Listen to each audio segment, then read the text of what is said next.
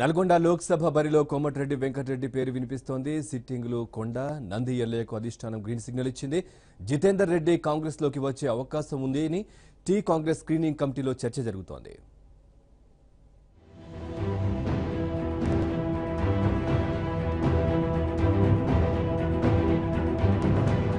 తెలంగాణ కాంగ్రెస్ తరఫున లోక్సభకు పోటీ చేసే అభ్యర్థులపై ఇప్పుడిప్పుడే స్పష్టత వస్తోంది.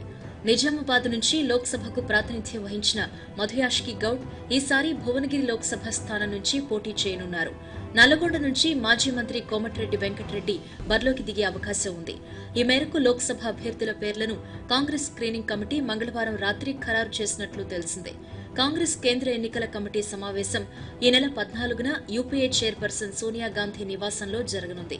ఆంధ్రప్రదేశ్, తెలంగాణ సహా వివిధ రాష్ట్రాల్లో పార్టీ అభ్యర్థుల పేర్లకు ఈ సమావేశంలో తుది ఆమోదం తీసుకుని అనంతరం విడుదల చేస్తారు అని తెలుస్తోంది.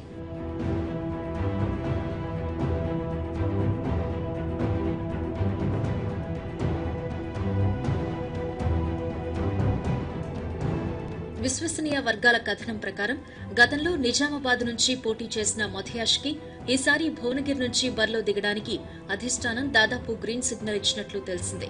చేవెళ్ల, నాగర్ కర్నూలు నుంచి సిట్టింగ్ ఎంపీలు కొండా విశ్వేశ్వర్రెడ్డి, నంది ఎల్లయ్య పేర్లను కూడా ఖరారు చేసినట్లు సమాచారం.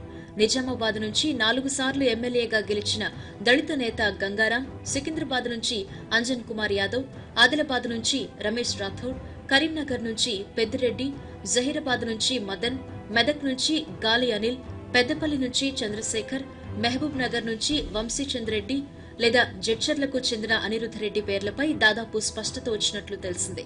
ఎన్ఆర్ఐ తిరుపతి రెడ్డి, మాజీ ఎమ్మెల్సీ దిలీప్ కూడా నిజామాబాద్ సీట్ను ఆశిస్తున్నట్టు సమాచారం. అలాగే మహబూబ్ నగర్ సీట్ను టీఆర్ఎస్ జితేందర్ రెడ్డికి ఇవ్వకపోతే ఆయన కాంగ్రెస్ లో చేరే అవకాశాలపై కూడా ఢిల్లీలో కాంగ్రెస్ నేతల మధ్య చర్చ జరిగినట్టు తెలిసిందే. మహబూబ్ నగర్ నుంచి తాను పోటీ చేయను అని జైపాల్ రెడ్డి ఇప్పటికే పార్టీ అధిష్టానానికి చెప్పారు అని స్క్రీనింగ్ కమిటీ సభ్యుడొకరు చెప్పారు. పెద్దపల్లి సీటును వివేక్ కు ఇవ్వకుండా ఉండేందుకు టీఆర్ఎస్ లో స్థానిక ఎమ్మెల్యేల ద్వారా అసంతృప్తి వ్యక్తం చేస్తున్నారని కూడా పార్టీ నేతలు చర్చించినట్లు తెలిసిందే. వివేక్ కు సీటు ఇవ్వకపోయినా ఆయన టీఆర్ఎస్ నుంచి రాకపోవచ్చునని కాంగ్రెస్ నేతలు అభిప్రాయపడినట్లు తెలిసిందే. ఖమ్మం, మహబూబాబాద్లపై ఇంకా స్పష్టత రాలేదని కాంగ్రెస్ వర్గాలు తెలిపాయి.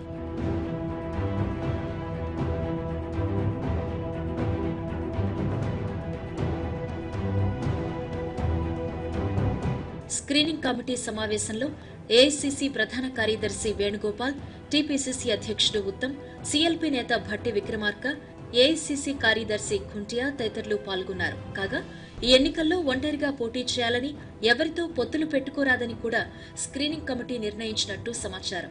టీడీపీ, సిపిఐ, టీజేఎస్లతో పొత్తు ఉండదని, వాటితో అవగాహన మాత్రం ఉంటుందని ఒక నేత స్పష్టం చేశారు.